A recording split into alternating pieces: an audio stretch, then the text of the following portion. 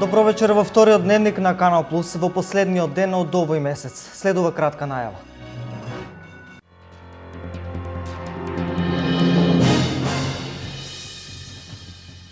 Поплавени улици од корнати дрвја, оштетени покриви и поседи е билансот од страшното невреме кое го зафати Берово денеска околу пладне.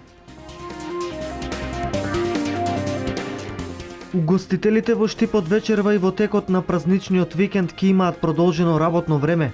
Угостителите со локал во стамбени зони ќе работат до 2 часот, а оние вон стамбени зони до 3 часот наутро. Тешка кражба со богат плен имало деновиве во Кочанско Мородвис. Полицијата трага по сторителот кој украл пари и злато во вредност над 2 милиони денари.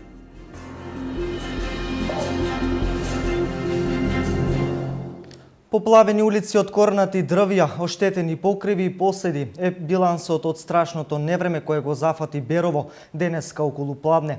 Беровчани беспомошно гледа како ветрот корнеше дрвја и паѓаше град со големина на лешници. Обилниот дожд поплави дел од улиците во градот.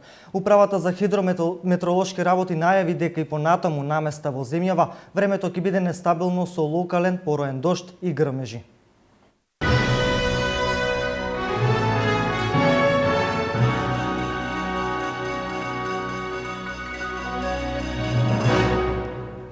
После најавата за изградба на леарница во Пробиштип, екологистите со реакција за можна опасност на овој индустријски капацитет врз животната средина, градоначалникот на Пробиштип тврди дека граѓаните не треба да бидат загрижени. Уште по неофицијалната најава на инвестицијата на Cranfield Foundry дека ќе гради леарница во Пробиштип, се појавија многу шпекулации и мислења за истата. Најголем дел се однесуваа на влијанието врз животната средина, која би го имала изградбата на фабриката. Градоначалникот Тоневски рече дека инвестицијата е значајна за развојот на градот и истакна дека како градоначалник нема да дозволи никаква инвестиција, ниту какво било вработување, кое ќе биде штетно по здравието на жителите на општина Пробиштип. Се работи за леарница, тоа е погон кој што е сосема различен од зборот топилница. Во топилницата се преработуваат и се топат примарни материјали, односно се топат концентрати или сулфидни руди, кои што предизвикуваат многу штетно влијание од ослободувањето на сулфурот кој што го има во самите елементи. Денес реагира екологистите, загрижени за влијанието на овој индустријски капацитет врз животната средина. Но менаџерите на Cranfield Foundry тврдат работиме според светските стандарди и користиме најмодерна технологија. Не се работи за топилница, туку за леарница на железо, која ќе произведува со еколошки чиста технологија и нема да загадува. Ова беше пораката која испрати менаџментот на Cranfield Foundry, компанијата инвеститор во Пробиштип. Во леарницата ќе користиме еколошки чиста технологија, која е достапна во современиот свет. Вакви капацитети се градат низ Европа, во самите градови или во непосредна близина, но под еден услов да ги задоволуваат стандардите предвидени со европското законодавство, изјави Дариос Џуба, главен извршен директор на компанијата. Ваквиот вид леарница не постои во Македонија. Граѓаните не треба да бидат вознемерени, бидејќи ќе бидат запазени сите еколошки стандарди, вели Бил Павлески, министер за привлекување странски инвестиции. Инвестицијата на Cranfield Foundry во Пробиштип се проценува на 15 милиони евра. Во леарницата треба да се вработат над 280 луѓе. Тешка кражба со богат плен се случи деновиве во Кочанско Мородвис. Вчера во СВР Штип е пријавено дека во периодот од 29 до 30 јули годинава во куќа во село Мородвис непознат сторител со насилно отворање на прозор извршил тешка кражба во куќа сопственост на НС, при што одзел 400.000 денари, 28.000 швајцарски франци, околу 1.000 евра и 73 златни француски монети, пошто го напуштил местото на настанот, стекнувајќи се со имот на корист од 2.260.000 денари. СВР Штип превзема мерки за целосно расчистување на случајот.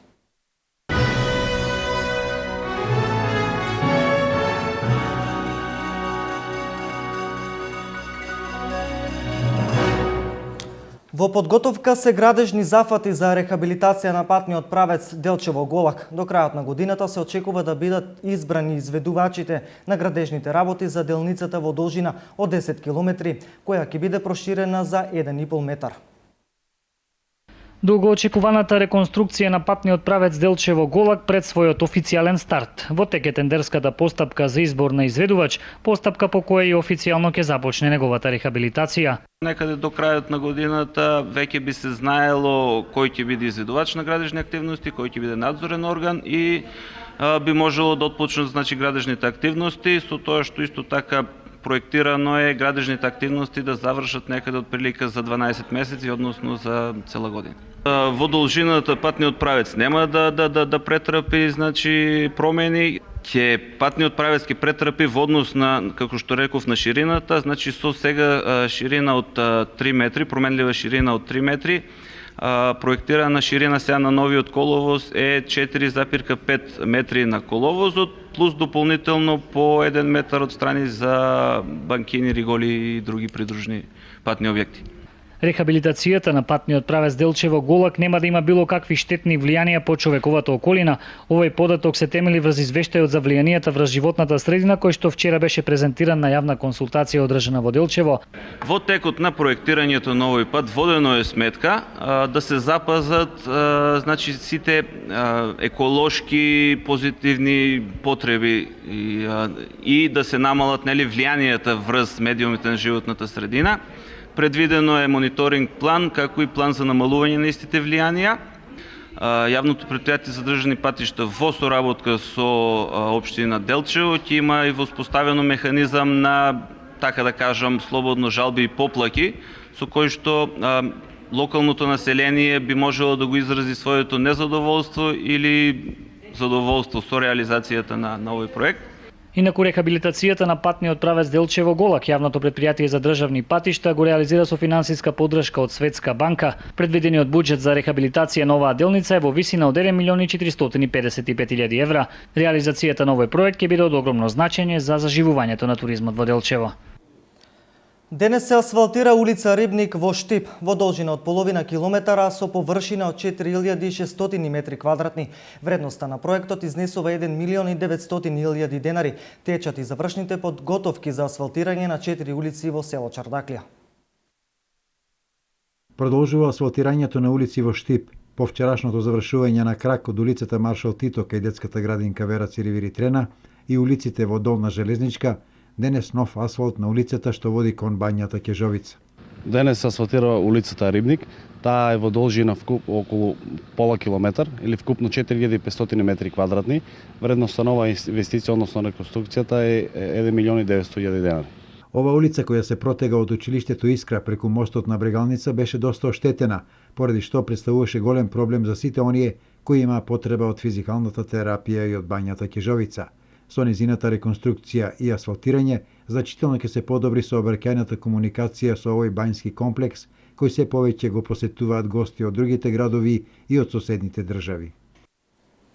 Социјалдемократскиот сојуз на Македонија во Кочани одржа пресконференција во која го критикуваше градоначалникот на Кочани Ратко Димитровски и власта за недозволена изградба на деловен објект кој се наоѓа во кругот на локалната самоуправа. На пресот опозицијата го критикуваше градоначалникот Ратко Димитровски и власта за недозволено отпочнување на изградба на деловен објект кој се наоѓа во кругот на локалната самоуправа. Председателот на општинската организација на СДСМ Сашко Костов меѓу другото истакна. Градоначалникот на Кочани Ратко Димитров, според достапните информации, надвор од законот за градење, без соодветно одобрение за градење и на државно земјиште, дозволи да се гради објект на познат бизнисмен, соработник со власта на ВМРО ДПМН.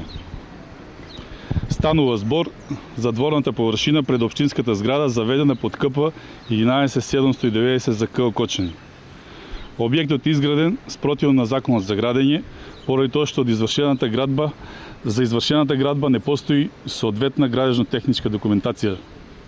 Од општината не ни може да биде издадено одобрение или решение за градење, затоа што според ДУП на Кочани, на површината на која што се наоѓа поголемиот дел од објектот, не е предвидена градба. Со ова се прави уште една узурпација на државно земјиште. Според ДУП и катастарската евиденција, овој простор е предвиден за парк, тоа и што беше.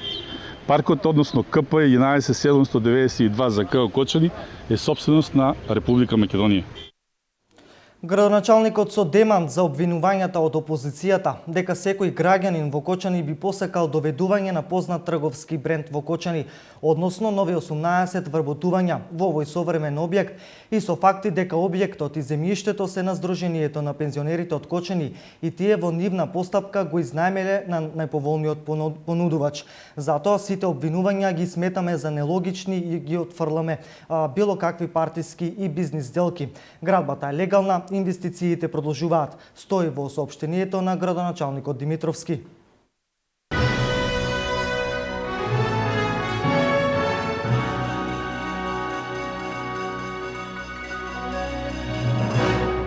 Денес во општина Кочани се одржа јавна расправа и јавна анкета за измените и дополнувањето на деталниот урбанистички план. Денеска во салата за состаноци на општина Кочани на барање на градоначалникот Радко Димитровски се одржа јавна расправа и јавна анкета за измените и дополнувањето на деталниот урбанистички план за дел од урбаната единица 2. Пред присутните своје излагање имаше Марија Салтирова Јовановска од Одделението за урбанистичко и просторно планирање. Општина Кочани е во постапка за донесување на измени и дополнување на детален урбанистички план за дел од урбана единица 8, дел од блок 2 и во моментот, односно денеска, одржана е јавната презентација по деталниот урбанистички план, на која е јавноста од конкретното подрачје опфатено со планот, а и од планскиот опфат, како и јавните предпријатија кои што имаат своји комунални инфраструктури во тој дел. Им беше презентиран нацрт планот. Оставање период на јавна анкета кој што ќе трае од 28.7.2015 до 12.8.2015 година. Во овој период сите заинтересирани странки можат да доставуваат своји забелешки, предлози на анкетни листови. Анкетните листови се наоѓаат во архивата на општина Кочани, значи предлозите и забелешките се доставуваат на анкетни листови, меѓутоа прилог кон анкетните листови се доставува копија од катастарски план и имотен лист, значи за конкретната парцела за која што се доставуваат предлозите или забелешките. Планот е изложен на огласна табла пред општинската зграда и на веб страната на општина Кочани. Планскиот опфат, само да кажам и тоа за граѓаните, е помеѓу улиците Скопска од запад и улица Мородвишка Епископија од источната страна. Значи, во тој плански опфат се вршат измени на планското решение. Угостителите во Штип од вечерва и во текот на празничниот викенд ќе имаат продолжено работно време. Продолженото работно време е до 3 часот наутро. Ги информираме граѓаните на општината Штип дека по повод националниот празник 2 август продолжено е работното време на сите угостителски објекти до 3 часот по полнок. Истото важи за угостителските објекти кои се наоѓаат надвор од колективни стамбени згради. Угостителските објекти пак кои се во колективни стамбени згради ќе имаат продолжено работно време до 2 часот по полнок. Ова продолжено време, работно време на угостителските објекти е за деновите 31 јули, 1 и 2 август. Во Штип промовирани се 2 книги од професор доктор Марија Кукубајска, Букварчето на Емилина, книга за деца и за антологијата на античко-македонски поети. Книгата има универзално значење. Таа е нематеријално културно наследство на човештвото. Затоа треба да читаме, за да ја овозможиме на нашата душа да се насладува, бидејќи не постои полојален пријател од книгата. Денес професор доктор Марија Кукубајска во Штип ги промовираше своите 2 нови книги. Делото за антологијата на античко-македонски поети е збир од објективни сведоштва за историјата на македонската книжевна наука. Антологијата на античко-македонски поети е резултат на обемни истражувања по библиотеки од Ватикан до Конгресната, до Британската библиотека, по книжевни томови за историјата на културите и литературите за античко-македонскиот идентитет. Оваа книга е изнесување на факти и аргументи за постоење на македонски поети со нивниот извор од дела, наведувани и подкрепувани од историчари и биографи, Со нивните објективни научни вистини за веродостојноста на различноста на македонците, од немакедонските, хеленски и други култури, литератури, народи и јазици. Книгата е збир од објективни сведоштва за историјата на македонската книжевна наука, која досега немала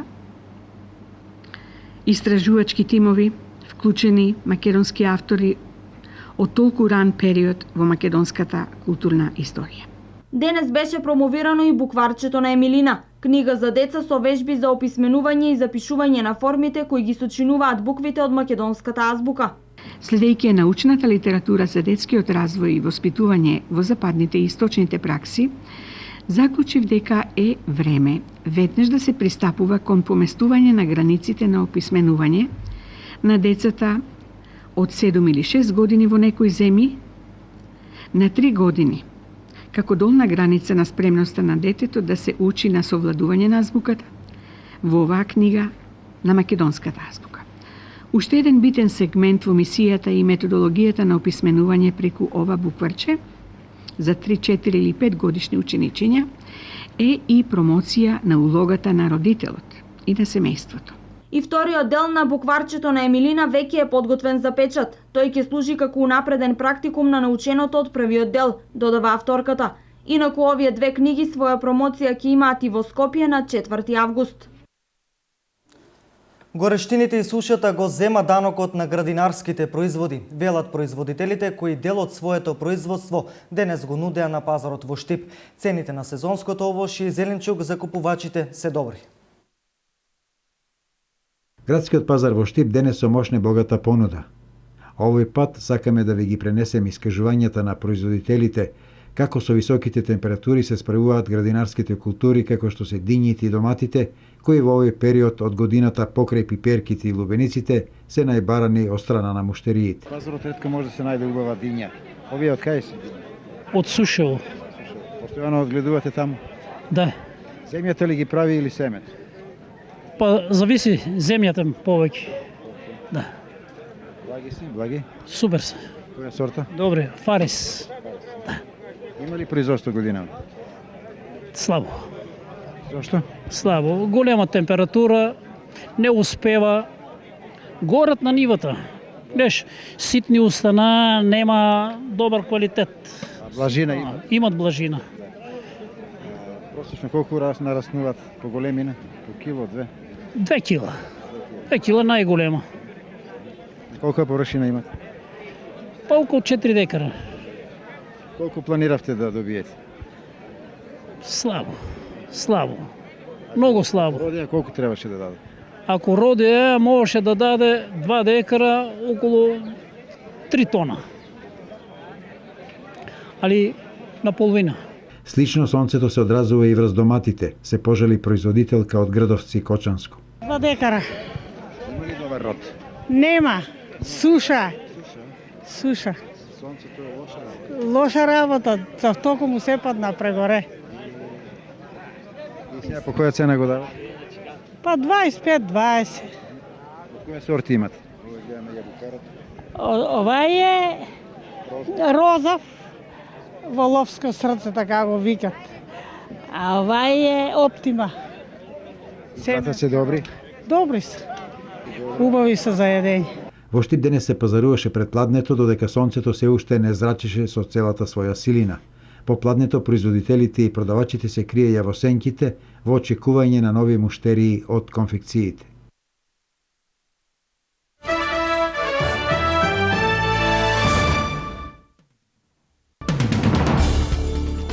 Палестинско дете од 18 месеци го загуби животот во подметнат пожар во својата куќа. Огнот ја зафатил куќата додека бебето спиело со своето семејство. Постариот брат и таткото се здобиле со тешки повреди. Напаѓачите оставиле графити во близина на куќата кои на хебрејски може да се протолкуваат како одмазда. Директорот на Австралиското биро за безбедност во авионскиот сообраќај, Мартин Долан, изјави дека е многу веројатно авионските остатоци што се појавија на францускиот остров Реунион во Индискиот океан да му припаѓаат на исчезнатиот малезиски Боинг 777. Деловите сега се испитуваат, но најверојатно станува збор за малезискиот авион, затоа што нема регистрирано друг случај на исчезнување на Боинг од овој тип. Над 37.000 лица се евакуирани од своите домови во парагвајската престолнина Асунсион поради поплавите што го зафатија градот. Поплавите ги предизвика реката Парагвај, која се излијала од своето корито. Парагвајските власти презедоа мерки за временно сместување на евакуираните лица и за нивно обезбедување со храна и облека.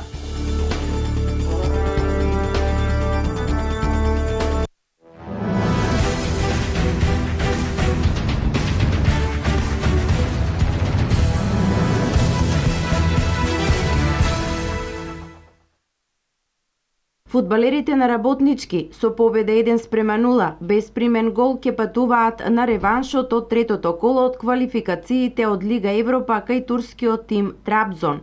Романтичарите вчера вечер на Филип II го победија Трабзон со 1-0. Стрелец на единствениот гол беше Блаже Илиовски во 23-та минута. Македонскиот тим во вториот дел имаше уште 2 шанси за да постигне и поубедлива победа, но шансите не ги реализираа Илиовски и Анене. Трабзон за 90 минути создаде само една вистинска шанса, но слично како и Анене и Кардозо, од изгледна позиција биеше непрецизно со глава. Реваншнат преварот се игра на 6 август.